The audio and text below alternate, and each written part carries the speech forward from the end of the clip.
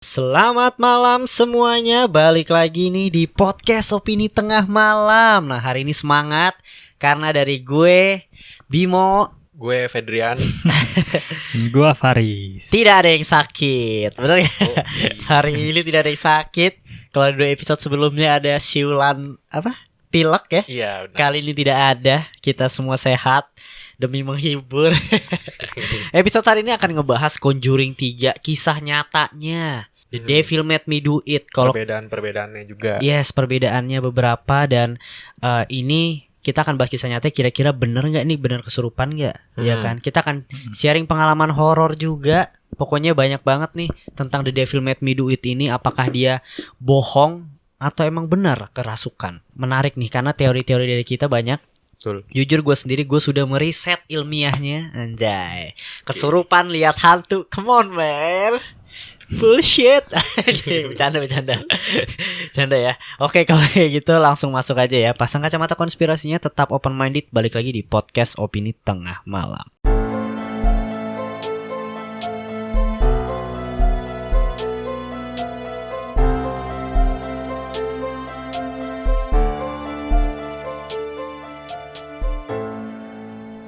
Nah, apa kabar kalian para pendengar? Semoga kalian sehat-sehat selalu. Dan buat kalian yang beraktivitas di luar, tetap memenuhi protokol kesehatan gitu. Nah, tentunya ya sebelum masuk lebih dalam untuk cerita horor dan bahas Conjuring 3 gitu, kalian bisa dengerin dulu Conjuring 2 kisah nyatanya di Noise ada. Dan sekarang kita bahas Conjuring 3. Nah, kemarin kan kalau gue sempat mention nih, ada hadiah, mana nih gak ada yang menang gitu. Ada yang menang, kita udah umumin di Instagram Opini Tengah Malam. Yang menang itu ada siapa, Fet? Komen noise-nya tuh pakai noise user. Ya. Instagram itu atas nama Dina Ardila. Mantap, Dina Ardila, karena menurut gue ini diskusinya menarik banget teorinya dia. Ini yang menang nih dia. Opini gue tentang serial killer si Miyazaki, ini mindset yang luar biasa sadis. Tapi kembali lagi, gak 100% salah dia. Ada peran lingkungan seperti pembulian di masa kecil dan gak diterima di keluarga itu juga ambil bagian. Kalau menurut gue yang paling salah itu dari akarnya orang tuanya si Miyazaki melakukan incest. Dari itu aja kita udah bisa tahu keluarganya sakit bang. Untuk korban tersadis menurut gue keluarga keempat. Sadis sampai dilecehkan sebegitunya, yang masih di bawah umur, dibunuh, dipotong, darahnya diminum, dimasak, terus dimakan. Udah jadi mayat juga masih dilecehkan. Gak sanggup lagi gue deskripsinya gitu. Kita ngambil bukan bagian yang terkejam ya pemenangnya, tapi kan emang responnya dia menarik sih. Maksudnya dari diskusinya dia tuh sebenarnya dia kesal sama Miyazaki, tapi gak terlalu menyalahkan dia 100% karena ada faktor-faktor lain. Menarik. Dan dia berhak dapat mobil. yes, dia berhak mendapatkan mobil Tesla ya. Begitu gue yang komen. Jangan lu ya Nggak, nah pokoknya intinya diskusinya dia menarik. Oke, kalau kayak gitu ya kita bacain dulu nih yang episode sebelumnya, sisi gelap Walt Disney dan cerita asli Clown Princess-nya. Jadi buat kalian yang kemarin komen-komen nih di Disney, menarik nih diskusinya, gue suka banget. Ada salah satu favorit gue itu nih dari Yonder. Wah keren nih dia. Waduh, gak nyangka nih gue bakal sedip ini. Tapi ini untuk pencangkokan kepala hewan udah ada sih. Nah ini mungkin yang gue bilang ya, kalau gak salah ditayangin di Net Geo. Tapi ini dari Rusia gitu. Mungkin sampel penelitiannya diambil dari Jerman waktu kalah perang. Dan pencangkokan itu hidup kalau gak salah. Terus untuk pembangkitan mayat manusia juga ada di Net Geo. Dan disitu berhasil. Si mayat hidup ini mulai gerakin bibirnya gitu. Terus kelopak matanya juga gerak-gerak. Tapi gak lama kemudian itu dimatiin lagi sama dokter, soalnya katanya dia gak ingin mendahului kehendak Tuhan. Itu sih yang ditayangin di TV. Dan untuk kepala anjing yang tadi gue bilang, sama-sama kepala anjing, cuma jenis anjingnya beda. Kalau gak salah ada fotonya hitam putih abu-abu gitu. Kalau untuk Walt Disney ya gue gak percaya Walt Disney dibekukan untuk dihidupkan lagi. Soalnya ya kalau sebagai anak atau saudaranya mana terima sih udah digituin dan lain sebagainya gitu. Kata dia udah waktu istirahat, masa mau minta extra time hidup. Mantap nih Yonder, gue suka. Thank you banget loh. Nah ini diskusi-diskusi ini yang gue suka. Ya kan ada di Net Geo dan lain sebagainya gitu. Terus nih ada lagi nih, ini juga menarik nih dari Afdal24 Fadil. Paling suka Princess Merida, sesuai judul filmnya Brave, dia berani dan paling berbeda. Yang lain Princess Disney-nya tuh nunggu pangeran tapi dia malah sebaliknya nentuin takdirnya sendiri. Yes, gue setuju. Oh ini Raismo 99. Saya sih nggak terlalu ngikutin film-film Disney, tapi dulu tuh pernah denger teori katanya Tom and Jerry endingnya mereka bunuh diri karena patah hati. Tapi ternyata di animasinya nggak jadi dibunuh. Gila ya. Gila tuh event Tom and Masih ingat Jerry. sih itu gue. Iya. Episode nih yang Tomnya di rel kereta anjir. Apa nopang dagu gitu. Iya. Anjir. Yang udah ini ya, kayak mabok gitu sih. Kayak udah bosen gitu. Kejar-kejaran sama Jerry. Nah, itu dia komen-komen yang ada di sisi gelap Walt Disney. Thank you banget yang udah komen. Komen lagi dong, karena kalau diskusinya semakin seru pasti gue juga senang.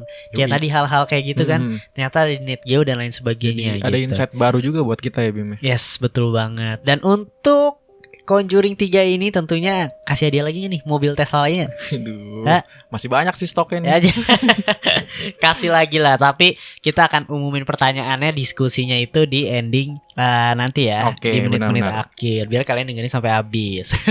Jangan lupa dong share-share di story kalian. Jangan lupa juga like nih. Gitu. Nah sebelum masuk ke Devil Made Me Do It, kita cerita horor dulu lah. Iya gak sih? Cerita horor gak sih sebelum masuk ke The Devil Made Me Do It? Dari gue dulu kali ya, sebelum cerita horor Fedrian. Nah ini menarik nih, gue baru banget diceritain sama temen gue. Jadi temen gue itu dia tuh atlet judo. Dia atlet judo di asramanya nih yang serem gitu. Jadi ceritanya, singkat cerita, dia tuh di asramanya ada gurunya gitu atau pelatihnya yang nyimpen keris-keris gitu katanya. Nah, suatu ketika mungkin ada temennya dia gitu yang kayak bukan nyeleneh sih, mungkin salah ngomong atau gimana ya. Dan setelah salah ngomong itu dia mulai digangguin nih. Nah, dia nggak berani tidur sendiri. Dia kan tidur berdua tuh sama kakaknya. Dia nggak berani tidur sendiri. Jadi dia minta tolong juniornya tidur bareng dia, temenin gitu. Nah, pas ditemenin, juniornya ini pagi-paginya bilang kalau bang, gue ketindian sama nenek-nenek. Nah ini gue, susah gimana deskripsinya. Gue coba deskripsiin di podcast ya. Buat kalian di YouTube kalian bisa tahu nih deskripsinya. Jadi ada dia lagi tiduran, nenek-neneknya itu di dada dan jongkok apa sih gimana ya, kayak jongkok kodok gitu loh. Kayak kodok nindihin di dadanya, nindihin jongkok kodok. Terus mukanya itu pas banget depan dia sambil geleng-geleng. Ih, katanya. Kenapa harus geleng-geleng mulu? Iya, gue gak ngerti. Dan itu kejadiannya after itu emang katanya pas kakaknya teman gue balik lagi ke asrama, katanya kakaknya sering digituin juga gitu. Dan teman gue ngerasain pas malam-malam itu di belakangnya dia ada suara kayak apa ya, bukan ngegeraung sih, kayak ngorok tapi kayak ngegeraung kayak kayak gitu. Terus teman gue langsung kabur. Teman gue nggak kabur, dia timpuk guling dulu ke belakangnya kayak gue mau tidurnya digangguin gitu. Kesel gitu. Tapi dia abis itu dia nggak pernah tidur di tempat itu lagi kalau malam, kalau siang doang. Tapi maksudnya tuh yang dia ngadu ke kakaknya tuh maksudnya ketindiannya sama kayak gitu Bim, nenek-nenek. Nah gue nggak tahu. Nggak tahu. Cuma kakaknya ngerasain ditindih. Nah kakaknya itu tipe yang bodoh amat. Jadi kayak ya udah itu dia malah tidur. Gila. Gimana tuh Riz dari tanggapan? Ya sleep paralysis.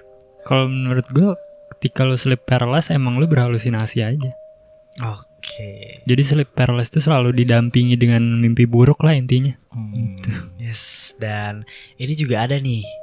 Kemarin kan kita janji mau bacain yang di episode ini ya, Conjuring ya. Iya. Nah ini menarik nih, gue bacain dulu. Ini dari Anis Sadiah. Dia komen, setelah dengerin jadi ingat pernah waktu jam 1 atau 2 malam kebangun karena denger suara ada orang nyeret barang berat di luar rumah. Aku langsung ngintip dari jendela ruangan tamu, cuma kelihatan sekelebat aja wujud dari suara itu. Kebetulan beberapa hari sebelum aku lihat ada gerobak ban yang gembos yang biasa dipakai angkut barang waktu kerja bakti di sekitar gang rumah.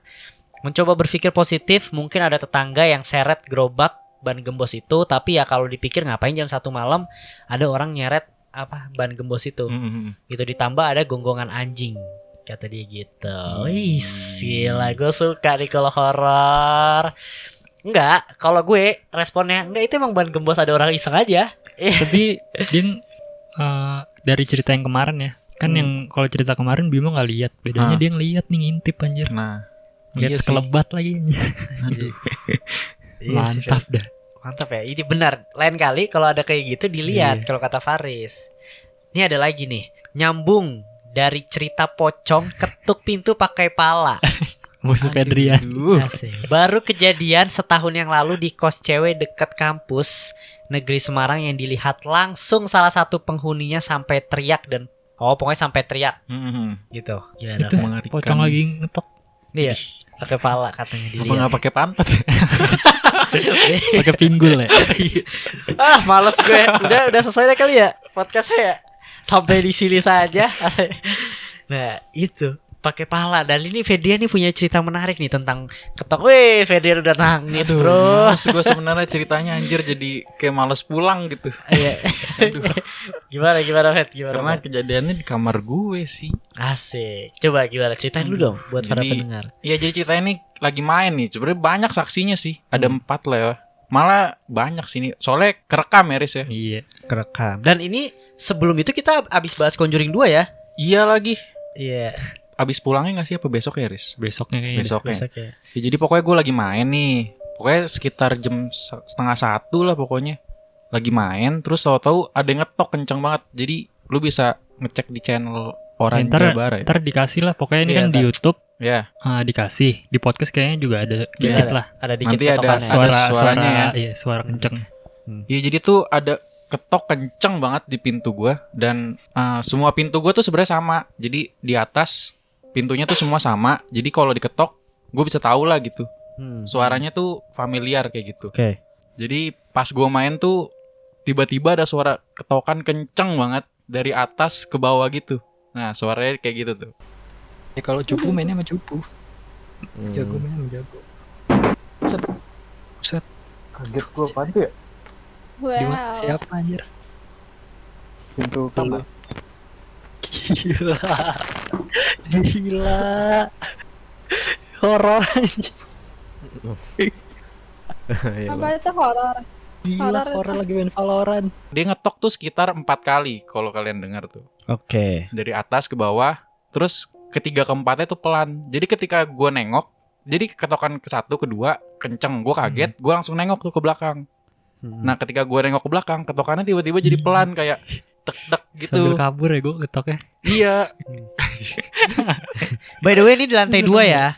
Di lantai 2 iya, ya. ini di lantai 2 dan gue tuh langsung kayak kaget banget kan. Kagetnya langsung kayak merinding gitu sih karena benar-benar kaget gitu loh, Bim. Nah, pas gua itu pun langsung gue buka loh, Riz. Karena gue tahu maksudnya kayak itu siapa gitu. Kayak adek gue tuh nggak pernah ngetok kayak gitu, nggak berani lah ngetok kamar gue kayak begitu kenceng banget.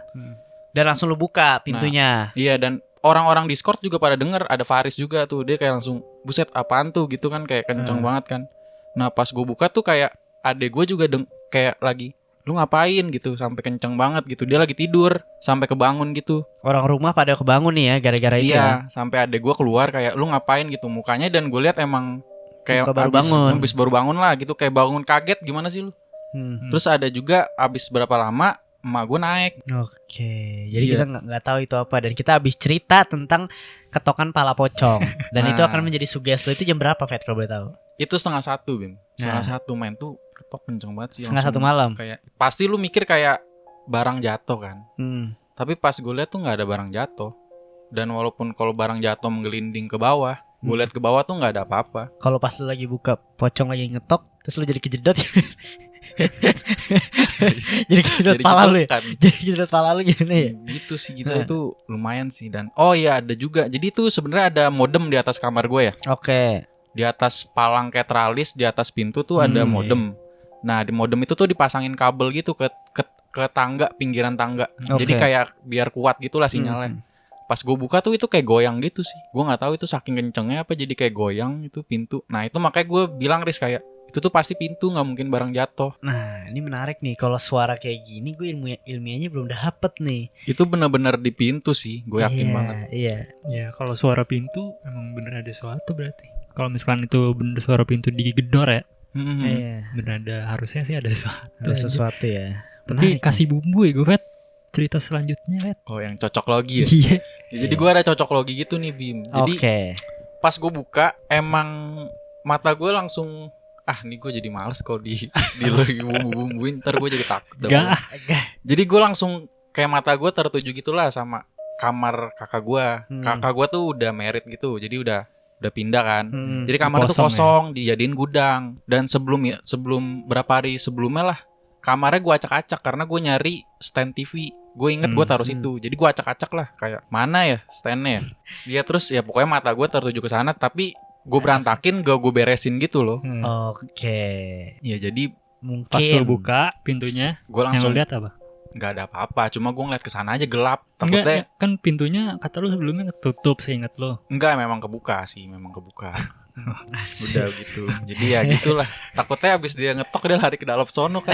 Iya. Ya lu gak mereksa kan? Enggak. Ya bisa jadi orang pak. Mana ada orang kan di rumah gue segitu doang. Ngumpet nggak keluar. Ternyata nginep di situ anjing. Ternyata nginep mentang-mentang gak ada kakak lu ya. Gitu sih. Oke, menarik nih. Gue pengen bahas ilmiahnya sih. Gimana nanti lah. Menarik Pet. Oke. Soalnya ada buktinya gitu loh. Ada rekamannya. Tadi udah kita kasih ya rekamannya ya. Gila. Nah, mungkin sih kedengeran kenceng banget sih. yes. Sampai gua kaget loh. Gua bertiga tuh, ada gua sama teman gua 2, sama Fedrian main, jadi berempat. Nah 3-3 itu dengar semuanya dan kaget. Apaan tuh? Kenceng banget soalnya. Gua kira kayak barang jatuh di depan lu gitu loh, Fed. Soalnya kenceng banget. Enggak, Kayak di depan mic gitu jadi kerasanya. Iya tuh bener-bener buset, kalau aslinya tuh kenceng banget, Riz. Tapi pas gue nengok kenapa jadi pelan ya? Gue baru nyadar juga sih. Iya. Jadi pas gue nengok tuh masih ngetok, Riz, tapi pelan. Kalau dengerin suaranya diketuk dari dalam aja. Anjir, diketok dari jangan deh, gue udah. Gue kalau kebangun jadi tidur gue rada-rada nggak enak ya. Jadi kayak Gila, aduh gue takut dikagetin. serem juga anjing. Makin serem aja. Diketok dari dalam anjing. Jangan di rumah gue. Gara-gara mau keluar ya. Gara-gara mau keluar gila. Gila horor sih kalau diketok dari dalam sih. Oke. Bahkan sampai kedengeran suara mamanya loh. Apa tuh, gempa ya, gempa. Oh iya, mak gue sampai Ya, bilang gila. gempa loh. Gempa.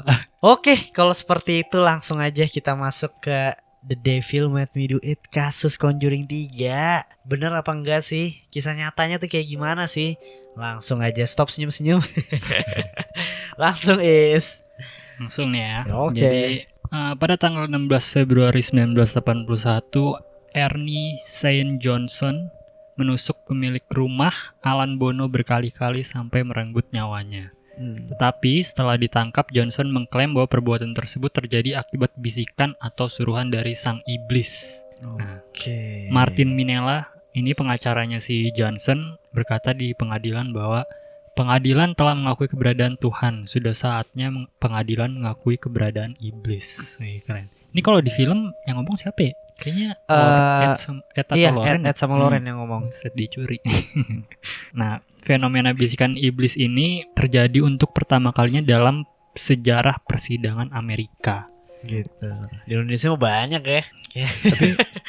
Ini masuk sidang, maksudnya yang dijadiin defense untuk pertama kalinya. Ini cukup aneh sih, tiba-tiba dia masukin bisnis tadi. Goblok. Bisnis ke mana namanya? Persidangan gitu. Karena itu hal yang gak bisa dibuktikan kan sebenarnya. Oke, menarik nih. Nah, kronologi pembunuhan si Alan Bono nih ya. Jadi si Johnson tuh bekerja sebagai tree surgeon atau pembedah pohon gitu. Mungkin kayak penebang pohon lah kasarnya ya. Sedangkan Bono mengelola kennel. Mereka berdua dikenal sangat akrab. Bahkan Johnson kadang suka izin kerja demi ngobrol-ngobrol nih sama si Alan gitu. Tapi pada tanggal 16 Februari tahun 81 mereka berdua terlibat dalam argumen besar. Pada pukul 6.30 malam Johnson tiba-tiba mengeluarkan pisau lipat dan menodong Bono. Bono akhirnya ditikam berkali-kali di daerah dada dan mengalami pendarahan parah. Polisi menangkap Johnson 1 jam kemudian dan menyatakan mereka berdua berkelahi karena tunangan Johnson, Debbie. Tetapi pasangan paranormal Ed dan Warren menyatakan bahwa adanya sesuatu di balik tragedi tersebut. Nah, mungkin kalau di film ada sedikit bumbu-bumbu apa itu ya? bedanya. Iya. Ini sih kalau yang di film dia dibunuh di dalam rumahnya. Kalau di film karakternya siapa dah namanya? Bono juga sama. Beda deh. Bruno. Oh, Bruno. Jadi dia nggak Bono karena menghormati keluarganya gitu. Oh iya, pokoknya dia ngebunuh si Bruno di dalam rumahnya kalau nggak salah ya. Iya. Kalau di versi aslinya itu dia ngebunuh Bono itu di luar, Di depan traktor. depan usahanya si Bono lah tuh yang kandang anjing itu. Jadi di luar ruangan gitu, di outdoor dibunuhnya. Nah, argumennya nggak tahu juga ya. Argumennya itu apa? Besar. Kalau seandainya di film itu kalau kan di karena film ada kan yang si Brunonya jadi dia halusinasi lagi joget sama Debbie kan. Iya. Ya jadi Kalau memang di filmnya bener dia nih kalau menurut kan di sini kan berteman baik ya. Jadi tuh emang si Bono ini tuh baru pindah ke Connecticut ini baru 6 bulan gitu. Terus katanya tuh memang si Bono ini orangnya suka ngomongin pengalamannya gitu. Oke. Jadi si Debbie sama Arnie ini kan nggak pernah kemana-mana ya, tinggal di kota kecil. Jadi dia seneng aja dengerin pengalamannya Bono gitu. Oke. Dan terkait pembunuhannya sih gue sebenarnya baca ada versi lain ya. Kenapa? Jadi tuh sebenarnya pas si Arnie si Johnson ngebunuh si Bono ini, itu tuh ada 3 keponakannya tuh si Debbie. ada lihat. saksinya lah ya. Ada saksinya. Jadi ada sebelum itu tuh mereka tuh makan siang bareng gitu loh. Tapi si Bono ini minum wine terlalu banyak. Jadi tuh dia rada-rada mabok gitulah. Oke. Jadi pas pulang tuh bener kayak di film tuh si Arnie benerin stereo si Bono. Oke. Speakernya. Dan bener juga pasang volume terlalu gede gitu. Akhirnya ngebuat siapa namanya? Marah si Arnie-nya. Cuma kalau di film kan kayak gitu kan. Iya. Kalau aslinya sih mereka tuh pengen pergi lagi sebenarnya Bim. Pengen pergi beli pizza gitulah. Nah sebenarnya si Arnie tuh udah mau pergi, udah mau ke mobil, cuma ada insiden karena mabok ini nih si Bono, kayak pas mereka mau pergi tuh mereka ngambil keponakan si Debbie yang paling kecil tuh, kayak dipegang gitulah. Oke. Dibekap gitulah, nggak tahu pokoknya. Nah setelah itu tuh pokoknya kayak ada adu argumen gitu baru. Akhirnya sih balik, kesaksian si Wandanya ada tuh dikutip di koran Washington katanya. Tiba-tiba ya udah akhirnya muncul kayak gitulah pembunuhan itu. Iya. Sebelumnya. Oke, menarik nih. Ini mulai menarik nih, sama filmnya cukup beda gitu. Nah, abis itu ada keluarga Warren nih tiba-tiba datang nih. Jadi sebelum kejadian pembunuhan nih ya, Johnson kabarnya menginvestigasi sumur yang membuat adik laki-laki Debbie bernama David typo mengalami gangguan supranatural gitu. Jadi keluarga Warren nih melarang Johnson untuk mendekati sumur tersebut nih. Tapi Johnson tetap ke sana dan membuktikan larangan dari Warren. Warren kan bilang tuh jangan ke sumur gitu, tapi si Arnie-nya tetap nih. Nah, si Arnie Johnson ini berkata dia melihat ada sosok iblis yang bersembunyi di dalam sumur. Iblis tersebut diduga yang merasuki si Arnie Johnson dan melakukan perbuatan keji tersebut. Tapi pihak wajib tuh masih menganggap bahwa pembunuhan tersebut terjadi karena berargumen perihal tunangan si Arnie Johnson, yaitu Debbie. Gitu bro, menurut lo gimana nih? Masih ya maksudnya ini aneh sih kalau untuk dibilang kesurupan ya. Kayak apa ya, alasan aja kalau menurut gue ya. Karena sebabnya tuh ya wajar ketika adu argumen lepas kendali ngebunuh gitu. Dan tusukannya kalau gak salah 5 kali doang ya. Benar. 5 kali tikaman kan. 5 kali tikam. Nah kalau seandainya di film tuh 24 ya. Lebih 20-an lebih tuh kalau di film tuh. Nah kalau di film mungkin 24 lebih. Gue masih ada sedikit berpikir ya oke, dia kesurupan. Karena mungkin seorang yang baik yang gak punya penyakit mental paling cuma berapa tusukan gitu. Tapi 5 tusukan tuh kayak refleks gitu gak sih? Tuh 2, 3, 4, 5 gitu loh. Selesai. Itu sih yang buat gue cukup masih berpikir kayaknya bukan kesurupan nih. Kayak gitu. Nah mungkin langsung masuk aja nih ke persidangan Arnie Johnson. Jadi si Arnie membela dirinya dengan pernyataan bahwa ia tuh gak bersalah. Si Arnie tuh pernah mengatakan bahwa dia tuh kerasukan. Dia hanya tidak mengingat kejadian penusukan Bono. Nah nanti gue ada penjelasan ilmiahnya nih. Tim pembela berargumen bahwa ia kerasukan iblis saat melakukan perbuatan tersebut. Pembelaan tersebut membuat masyarakat gempar, apalagi film The Exorcist masih freshnya di era itu. Ini juga jadi tanda tanya besar ya. Pengacara Arnie Johnson, Martin Minella, berusaha melakukan pembelaan terhadap alasan kesurupan tersebut. Tapi Hakim Robert Callahan menolak argumen tersebut. Ia berkata bahwa argumen tersebut sulit untuk dibuktikan secara ilmiah sehingga tidak relevan katanya. Menurut New York Times, Deborah mengklaim bahwa Arnie ikut dalam proses eksorsisme adiknya David. Klaim tersebut dikonfirmasi oleh Warren bahwa Arnie terlibat dalam proses tersebut. Bahkan mereka berkata nih ya, kalau si Arnie itu menantang sang iblis untuk memasuki dirinya dan pergi dari tubuh David. Jadi lebih ke ngejek gitu mungkin ya. Setelah investigasi tubuh Bono, tim pengacara berargumen bahwa minimnya darah dan sobekan pakaian mengidentifikasi bahwa kemungkinan adanya sangkut pautnya dengan dugaan perbuatan iblis. Tapi persidangan tidak terlalu yakin dengan argumen tersebut. Akhirnya tim pengacara Arnie Johnson ini mengeluarkan argumen self-defense. Si Arnie Johnson ini dihukum the first degree manslaughter pada tanggal 24 November tahun 81 dan divonis 10-20 tahun penjara. Arnie Johnson akhirnya dikeluarkan dalam kurun waktu 5 tahun karena perbuatan baik di penjara dan menikahi Debbie Glatzel. Seperti itu kawan. Dan akhirnya The Exorcism dari David Glatzel mungkin ini bisa dibilang adalah pemicu atau awal mulanya ya. Awal mulanya kenapa sih Arnie Johnson itu bisa ngebunuh, karena katanya setannya yang ngerasukin dari setannya si David Glatzel ini. Mungkin Faris bisa langsung aja Is. Pada tahun 1980 keluarga Glatzel pindah ke rumah barunya. Di rumah tersebut David Glatzel yang masih berumur 11 tahun melihat arwah orang tua yang sedang marah dan kemudian mendorong David. David juga berkata bahwa arwah tersebut mengancam keluarga Glatzel jika pindah ke rumah tersebut. Tapi keluarga Glatzel menghiraukan pernyataan tersebut karena mengira David hanya membuat-buat cerita tersebut. David tapi sering melihat arwah orang tua tersebut, bahkan kadang melihat sosok iblis yang berbicara bahasa Latin. Keluarga Glatzel melihat David lama-lama bersikap aneh. Dia mulai kejang-kejang, muncul luka-luka yang aneh, menggeram, dan mendesis dan membacakan ayat-ayat dari kitab suci dan buku karya John Milton Paradise Lost. Itu bukunya tentang Adam dan Hawa kalau nggak salah deh. Gila, nah ini susah juga nih, ngeri juga ya bacain sampai kayak gitu anjir.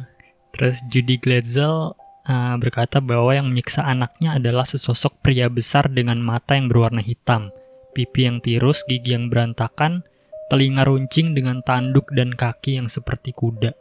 Wow. Keluarga Glatzel menelpon gereja untuk melakukan eksorsisme ke David, tapi gereja menolak untuk ikut campur, sehingga harapan keluarga Glatzel jatuh pada keluarga Warren.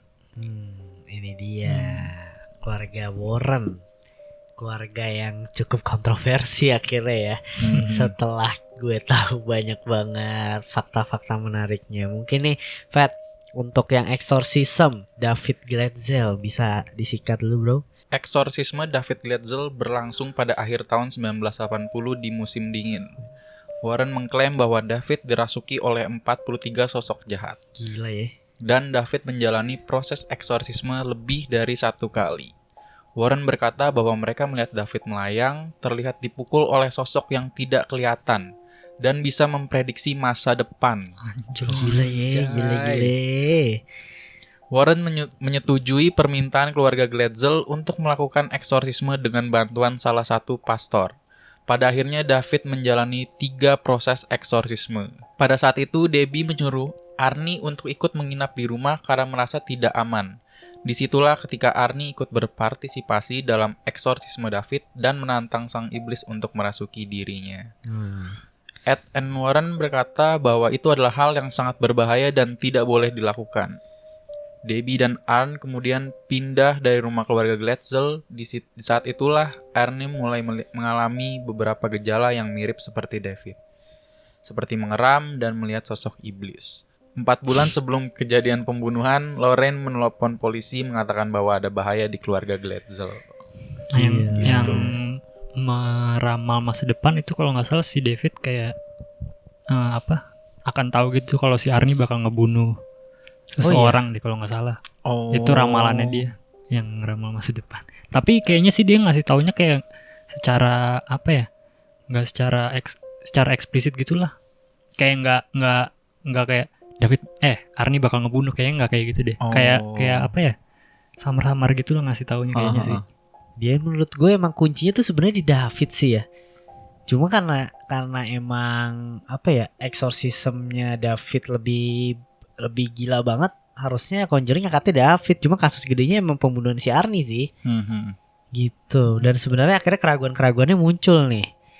Kalau ini tuh benar apa enggak sih David, Arnie itu, apakah dia hanya berpura-pura? Benar. Nah, jadi kejadian tersebut tuh membuat keluarga Glatzel menjadi terkenal nih. Dan banyak dijadikan buku atau film yang mengangkat tema kejadian tersebut gitu. Nah ini nih Selalu ya. selalu Di jadinya semua cerita ladang cuan ini nih. Terus dari Times menulis artikel tentang Debbie yang habis menonton film Exorcist di rumahnya dan mendatangi salah satu seminar Ed dan Loren sebelum menyimpulkan bahwa adiknya diganggu oleh iblis. Gila. Dapat banyak sugesti tuh dia. Iya. Dan akhirnya Pastor Nicholas berkata bahwa pastor-pastor yang terlibat dalam eksorsisme David Glatzel tidak mau berkomentar terhadap kasus tersebut. Gitu. Kenapa Jadi ya juga bingung sih gue. Kenapa Malah itu? Jadi malah makin susah gitu menyimpulkan ya ketika Jadi- dia ngomongnya. Iya, jadi maksudnya bener apa enggaknya gitu kan. Gitu. Dan sejauh ini sih menurut gua, sejauh ini ya nggak bisa dibilang Arnie itu ngebunuh karena kesurupan sih. Mungkin kalau David yang kesurupan gua masih cukup percaya. Masih cukup percaya gua. Tapi kalau seandainya Arnie ngebunuh karena kerasukan, itu gue sama sekali nggak percaya. Iyalah. Gitu. Kalau David ngebunuh baru ya. Nah, kalau David ngebunuh baru Si bocah juga. baru nih. Baru make sense deh. Baru make sense deh tuh, percaya gue sama setannya tuh.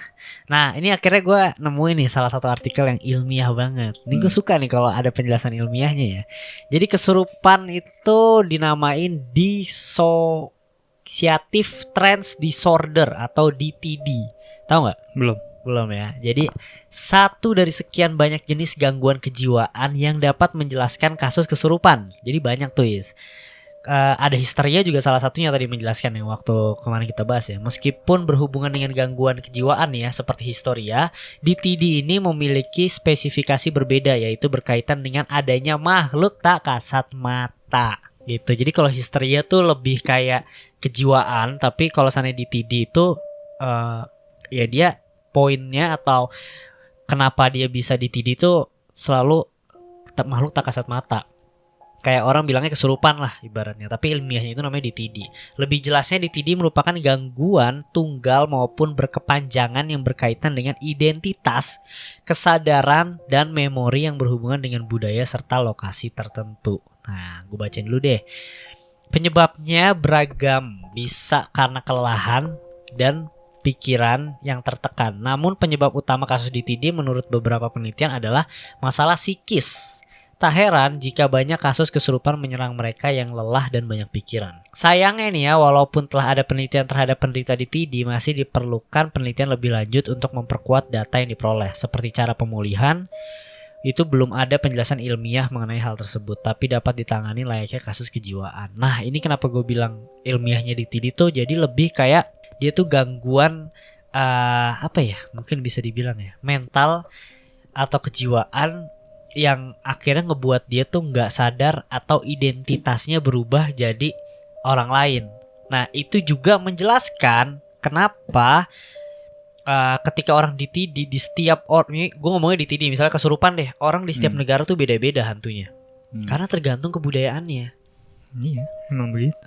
Jadi ketika kita di Indonesia, kita taunya hantunya pocong, kuntilanak, atau mungkin hewan-hewan kayak macan dan lain sebagainya. Ketika kena gangguan DTD, kita tuh langsung ngikutin alam bawah sadar kita, kebudayaan kita, kayak mencari salah satu sosok yang emang udah cukup melekat dan kita menjadi itu tanpa kita sadarin.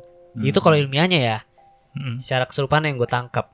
Iya betul. Ya kayak argumen gue pas Exorcism of Anneliese Michel sih, yang ketika dia ada penyakit, dia mencarinya sosok tokoh dari Alkitab, kayak iblis siapa yang ada 6 ya berapa tuh? 6. Nah, soalnya itu juga sih yang ngebuat kenapa hantu tuh beda-beda, nggak ada sosok hantu yang bener tok sama. Di setiap negara tuh ada, misalnya pocong, ya kan? Ada semua gitu, kayaknya nggak ada. Setiap hantu beda-beda dan itu yang buat ngejelasin DTD itu semakin kuat gitu. Ya histeria dan lain sebagainya. Cuma emang ini untuk eksperimen ini atau ilmiah ini belum terbukti 100% karena ada beberapa hal yang gak bisa jelasin juga. Contoh gedoran yang tadi di rumah Fedian pun juga gue gak bisa jelasin itu apa. Udah lupa anjir. Ya maksudnya yang kayak gitu-gitu loh. Maksud gue gangguan-gangguan gitu. Nah ini kalau seandainya hantu orang kalau ngeliat sekelebat misalnya. Nah ini gue ada penjelasannya lagi nih. Jadi penelitiannya menghasilkan hipotesis bahwa medan magnet yang berdenyut tidak kentara di bawah kesadaran manusia dapat membuat orang merasa seolah-olah ada kehadiran makhluk lain di dekatnya. Jadi ibaratnya medan magnet di setiap tempat itu beda-beda. Semakin kuat medan magnetnya, itu yang ngebuat kita tuh kayak ngerasa ada kehadiran atau sosok hantu di situ. Nah, Tapi kalau ngelihat itu menurut gue kan kalau belek abis ngeliat kan anjir apaan tuh langsung ngusap mata ya, gue abis itu hilang. ngeliatnya maksudnya sosok. Oh, kirain lihat sekelebat kagak bet, gak gitu bos. Jadi di pinggiran situ kirain. kalau menurut gue ya ini teori gue, teori Bimu, di mana medan magnetnya kuat nih ya. Contoh di rumah ini deh misalnya, rumah ini sama rumah sebelah pasti medan magnetnya beda. Ketika medan magnet itu bukan cuma di satu rumah ya, misalnya di rumah lu di kamar mandinya yang paling kuat gitu. Ketika orang yang peka banget gitu ya, mungkin bisa kita sebut kadang indigo, masuk ke ruangan itu ngerasa di sini nih sosok yang paling ada gitu. Padahal itu medan magnet paling kuat di situ. Kalau buat orang yang nggak peka tapi sedikit dia merasakan karena emang medan magnetnya kuat banget di situ. Nah, akhirnya muncul sosok itu. Mungkin pasti ada satu orang pertama yang mungkin ya lagi kelelahan, lagi ngerasa capek, berpikirnya kemana-mana, medan magnetnya kuat, dia ngerasa ada sosok kehadiran orang di situ, dan pas dia lagi lelah dia ngeliat tuh kayak sekelebat bayangan orang atau apa yang dia lihat di saat itu. Akhirnya orang itu mungkin cerita ke yang lain, ke orang, gue ngelihat hantu di sini gitu. Ketika lu masuk situ, lu ngerasa sih karena medan magnetnya kuat, iya gue merinding di sini gitu. Dan ketika lu ngelihat sekelebat atau apa, bayangan lu pasti udah sama kayak yang diceritain orang pertama. Paham gak? Paham. Analoginya anjir, gue mencoba ilmiah banget nih. Kayak gitu. Tapi ya nggak tahu sih benar apa enggak ya. Cuma terkadang kan ada orang yang nggak dikasih tahu tiba-tiba deskripsinya sama. Nah itu gue nggak bisa jelasin tuh. Iya tuh. Mungkin itu bener setan. Kalau yang itu ya. Dari kemarin udah skeptis, mikirnya juga kayak gitu sih. Sama pemikirannya maksudnya. Kadang orang juga ngelihat apa yang mereka pengen lihat gitu. Meskipun secara apa ya? Secara apa ya? Pokoknya dia nggak pengen lihat. Cuma di alam bawah sadarnya tuh dia kayak, gue pengen ada sesuatu di sini ngerasanya. Dan tiba-tiba ada gitu. Kadang-kadang mungkin kayak gitu ya. Gue nggak tahu pasti juga. Karena ada beberapa kasus juga yang lu lagi jalannya tiba-tiba ngelihat kan. Iya. Nah itu kadang susah juga dijelasin yang kalau kayak gitu-gitu ya. Maksudnya entah kita lagi fit atau apa tiba-tiba ngelihat gitu kan Makanya nggak tahu gitu. Tapi gimana Fat pandangan lu terhadap ilmiah ini? Apa lu masih tetap yang nggak bro? Mistis tuh udah bagian dari hidup gue aja. Dia katanya lu mah nggak ngerasain pintu diketok ya. Ntar kalau lu ngerasain pintu diketok juga percaya lagi. Iya sih bener. Ada memang kalau menurut gue apa ya? Ada hal tuh yang sebenarnya kayak gak bisa dijelasin tapi diilmiah-ilmiahin. Gila semenjak gue diketok ya. Suka gue. Ini ada bisikan gue ketok lagi loh. Kalau gak percaya sama gue. Ya gitulah. Pas banget lagi. Kan gue sering diskusi lah ya sama Faris. Kita ya sering kayak udah mulai skeptis lah ya. Iya. Pas banget loh kayak gitu. Tapi bener sih Fat. Ketika gue juga gimana ya, kalau gue lagi berani ya berani banget gitu. Tapi terkadang gue ada hal yang gue cukup percaya kalau itu emang bener ada. Entah misalnya gini deh, apakah kayak orang yang lihat pocong ngetok pakai pala dan ada beberapa orang yang lihat, itu apa yang dia lihat gitu? Apakah cuma ketakutan dia sampai berwujud ya, nyata? masalahnya itu. Tapi mungkin aja. Imajinasinya kenapa sampai ngetok pintu Riz? Ya, mungkin dia pocongnya diri aja gitu. Ya mungkin dia habis denger cerita juga. Kemarin gue maksudnya gue denger cerita kalau pocong tuh kalau ngetok pintu di pakai palanya. Nah dia setelah denger cerita itu mungkin beberapa bulan yang lalu udah masuk ke sugestinya. Ya halusinasinya jadi itu, kita kan nggak tahu juga, mungkin aja bisa kayak gitu. Nah kemungkinan itu yang bikin gue skeptis, adanya kemungkinan kayak gitu.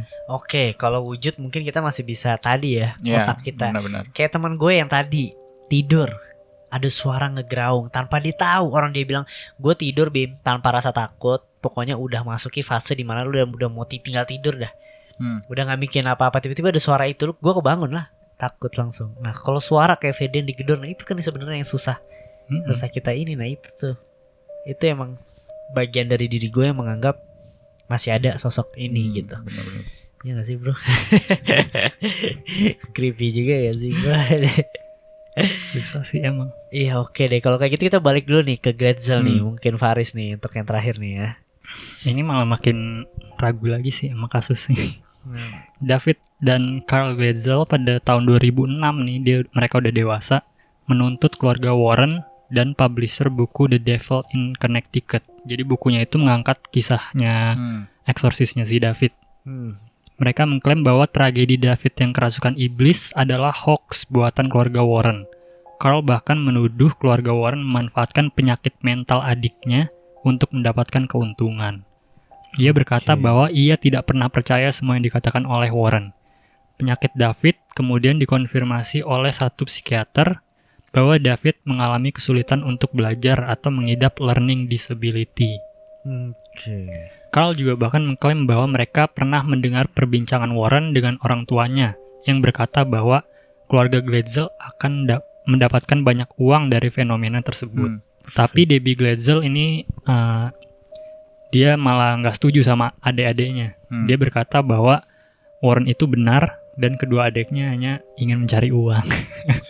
Gila. Ada dua kubu anjir. Ini nih yang ngebuat akhirnya banyak pertanyaan besar, benar apa enggak. Iya gak sih? Ini menurut gue adalah kasus dari Conjuring yang paling amat gue gak percaya. Ini, kasus ini nih. Kasus ini yang buat gue semakin skeptis. Kalau untuk Bathsheba kemarin gue masih ada percayanya tuh. Masih susah tuh. Walaupun ada kita penjelasan ilmiahnya ya. Conjuring 2 juga masih oke tuh. Yang ini udah parah banget ini mah. Bener-bener kayak wah ini keberadaan hantunya di mana nih, kayak gitu ya. Mungkin ya sudah lah ya. Gimana ya, udah dari kasus-kasus sebelumnya emang banyak yang bilang katanya tuh kayak Ed and Lauren katanya emang dilebay-lebayin gitu kan. Iya. Dia di kalangan paranormal mungkin salah satu yang sering diejek-ejek sih kalau menurut artikel-artikel yang gue baca ya. Kayak banyak banget kalau kasus di tangan dia pasti diejek media gitu-gitu. Tapi katanya tuh ada 6 pastor juga Riz yang pas lagi eksorsisme ngedampingin. Nah itu tuh yang gue bikin, masa pastor bohong sih? Iya sih. Ya, tapi yang bikin gue mikir lagi tadi itu kenapa pastornya nggak mau angkat omongan sedikit aja untuk meluruskan gitu. Tapi mereka lebih milih diem gitu, karena ninggalin kita di abu-abu. Malah jadi kita berteori sendiri kan. Iya sih, menarik. Ya intinya kalau dari gue ya, kesimpulannya dari gue nih, pendapat gue untuk Arnie itu totally dia emang ngebunuh karena emang ada self defense, mungkin maybe itu bisa jadi alasan dibanding kesurupan. Ya, tapi gitu. apa ya? Kalau gue sih ngambilnya lebih ke Arnie yang lepas kontrol sih. Benar. Karena kalau misalkan dia emang bener self defense atau Bononya ngelakuin kesalahan, pasti ada buktinya sih. Dan harusnya dia menang di case itu. Kalau emang itu benar terjadi. Iya sih. Ya mungkin pokoknya intinya bukan kesurupan lah si Arnie ini. Iya. Arnie bukan kesurupan menurut gue. Juga setuju. Kalau David awalnya gue mikir kesurupan nih, tapi pas dengan data terakhir abu-abu lagi gue untuk David juga nih, anak kecil nih bocah. Maksudnya Davidnya gedenya nuntut aja. Goblok anjing. Keren dah. David gitu. Tapi sih. itu dah banyak kasus kesurupan tuh yang pasti ada kaitannya dengan penyakit mental ujung-ujungnya ya. Skizo. Selalu berdempetan gitulah, kesurupan dan penyakit mental itu. Nah, karena gini, ketika di luar negeri kasus kesurupan itu ilmiahnya cara penanganannya emang kejiwaan. Cuma nih dalam tanda kutip kasusnya Annalise Michel di mana dikerasukan 6 iblis. Itu gue cukup paling percaya kasus itu demon banget. Setan banget tuh kasusnya Annalise Michel. nggak tahu kenapa aja ya. Maksud gue dari suara ya kan, apalagi dia anak yang baik-baik gitu. Mungkin skizo bisa jadi reasonnya ya. Tapi kan katanya di waktu dia di gangguan jiwa pun di rumah sakit jiwa, ya nggak maksudnya nggak berperbuatannya tetap baik gitu loh.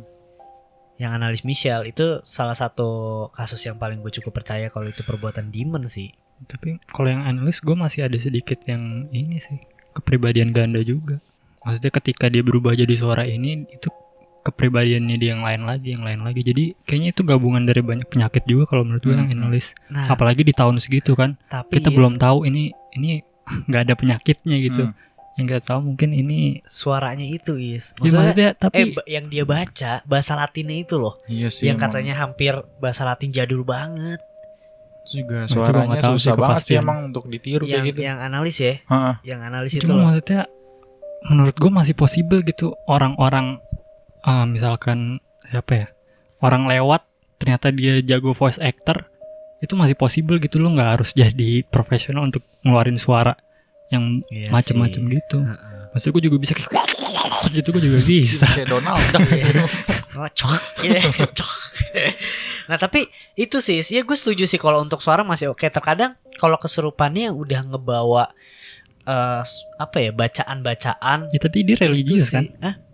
Religius, cuma untuk yang bahasa Latinnya itu loh. Apakah dia diem-diem belajar ya? Cuma kan Ya, di era kita- itu kayaknya Maksudnya kita berdua diajarin bahasa Latin sama Eyang. iya sih. Tapi Latinnya dia tuh katanya Latin yang Kuno banget Latin gitu. Latin kuno. Nah, itu. Itu sih sebenarnya yang itulah intinya. Kalau yang analis gue masih ada cukup demonnya lah, kalau untuk analis. Karena kan beberapa case kan yang kita bilang kan dia sampai bilang gue udah nggak kuat lagi. Kalau lu udah mau udah deh gue mau mati aja gitu. Jadi Iya. kayak part of dianya tuh gue ngerasa Ya karena dia percaya dia dirasukin. Itu yang gue tangkap sih. Karena dia dikelilingin orang yang percaya dia dirasukin. Dia sendiri juga percaya kalau dia dirasukin. iya sih. Gimana bro, lu bro? Gue bingung karena gimana ya? Karena lu mau bahas ilmiah nih, tapi nggak semuanya bisa dijelasin sama ilmiah gitu loh. Ada yang nggak bisa dijelasin. Tapi lu mau bilang mistis, ada juga yang bisa dijelasin sama ilmiah. Sama makanya dua hal Kan itu jadi emang- itu bingung Ya sih. itulah skeptisisme di situ. Iya, Fer. tapi nggak bisa semuanya juga Riz pakai ilmiah kan. Ada juga Iya. yang kayak nggak tahu gitu gimana caranya bisa begitu. Iya, kayak Ilmiahnya suara nggak tadi ada kan. kedoran pintu. Nah ilmiahnya nggak ada itu.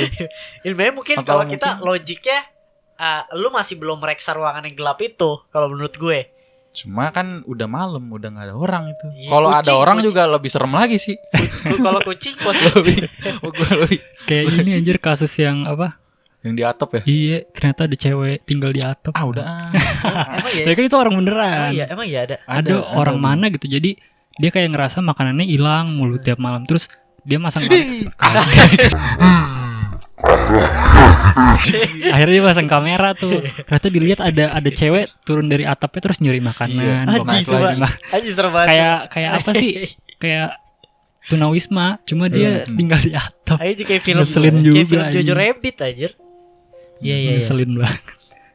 Iya, lu karena belum mereksa ruangan itu, Fat. Menurut gue bisa jadi kucing. Kucing Mantap. ya. Nggak tahu sih kalau itu. Ya gue percaya kucing aja dah kalau Enggak, gitu. Mas. Emang kucing karena kucing tuh kan bisa manjat-manjat gitu ya. Kalau di teras rumah gue juga ada suka jatuh-jatuh, ternyata kucing manjat. Jadi pas gue buka pintu dia langsung keluar tapi gue nggak lihat. Nah gue tuh pas tahu itu kucing, jadi nggak gue buka pintunya, gue ngintip dari jendela. Anjing bener kucing. Gitu. Atau Belum siluman tahu sih. Ya Iya. semoga kucing dah kalau kayak gitu. Oke. Nah ya udah sih ya untuk diskusi seputar kasus Conjuring 3 ini ya, anjir. Kayaknya tepatnya judul ini antara kerasukan dan ilmiah ya sebenarnya. Tapi seru juga sih Iya, kalau iya. bahas apa tentang percaya setan atau enggak ya, mungkin lain kali. Antara- Soalnya tadi kan kita udah banyak tuh bahasnya. Sebenarnya masih banyak lagi kayak argumennya dari dua sisi itu. Iya, tadi kita udah bahas ya kalau kesurupan tuh apa? Ada tadi di TD kan. Terus kalau misalnya lu ngelihat hantu, lu ngerasa kehadirannya karena medan magnet di satu tempat itu beda-beda. Gitu. Mungkin medan magnet itu paling kuat dan akhirnya ngebuat lo ya udah lu ngerasa ada kehadirannya gitu. Kayak gitu sih ya. Mungkin kalau hadiah nih, kita kasih pertanyaan diskusi Oke. menarik buat kalian lagi nih ya. Apa ya pertanyaan kayak ini, gue spontanitas aja ya. Mungkin cerita paling horor kalian apa sih? Iya. Gitu. Yang paling cerita. horor kali kita pilih ya. Iya, kita pilih yang paling horor. Apa gimana? Kita Jadi, pilih yang paling horor. Kalau belum ada mending cari dulu. Tapi gue maunya yang nyata ya. Gue maunya yang nyata ya. Nantang Gitu. aja nantang biar dapet. Iya. Serem banget. Pokoknya kira-kira itu pertanyaannya gitu. Kalian bisa kayak biasa lah jawab pertanyaan, misalnya kayak Fedrian tadi, gue digedor dan lain sebagainya. Terus jangan lupa cantumin IG kalian gitu. Nanti yang paling horor kita umumin tuh, ya kan? Kita bacain juga kayak gitu. Dan untuk diskusi juga yang lain kalau nggak mau ikut, gue pengen tahu sih kalian tuh terkait ini percaya ilmiahnya atau emang mistisnya gitu. Kalian lebih percaya mistis atau ilmiah deh? Gitu, apakah ilmiah yang tadi dari Faris itu kalian cukup percaya, atau mistis-mistis dari Fedrian itu kalian lebih percaya? Iya, Gitu. dan kasus ini gimana sih? Yes, kasus Conjuring 3 ini apakah terjadi kebohongan atau enggak? Jadi lu percaya nggak? Kalau Percaya. apa nih? Kalau Kalau kasus ini ini. di rasukin Iya. gitu ya. Ya kalau gue sih untuk yang David kerasukan gue masih kemungkinan ada percaya ya, karena yang daripada Arnie. pastor itu. Tapi kalau untuk Ernie gue kurang percaya sih, karena bener tadi bisa juga ya dia lepas kendali kan, posisinya dia lagi si Bononya kan yang cengkram si adenya kan, bisa aja kecengkramnya nggak tahu orang lagi mabuk, bisa aja megang-megang Iya benar-benar. lain, jadi ya lepas kendali kan. Itu yang aneh sih menurut gue. Kalau emang si Bono melakukan apa ya, tindakan yang nggak baik lah ke anak kecil, harusnya di persidangan itu dijadiin masalah utamanya gitu, jadi defense-nya. Kenapa nggak dipakai kalau Iya. misalkan itu terjadi gitu? Yang menurut gue sih Kayaknya orang desa kali Is. Maksudnya nggak bisa bayar pengacara yang lebih gitu. bukan jadi nggak masalah kepikiran. itu. Padahal itu dia sampai dikutip gitu sih. Ada wawancaranya gitu si Wandanya. Jadi kan dia bertiga nih. Ada Wandanya ini tuh diwawancara, Riz, dengan detail sebenarnya. Dia bilang nggak? Dia bilang dengan detail ininya. Gimana-gimananya gitu. Ya, maksudnya argumennya kan ada gitu, cukup kuat kalau misalkan si Bononya bener melakukan tindakan yang ini ya. Iya, kenapa ini ya?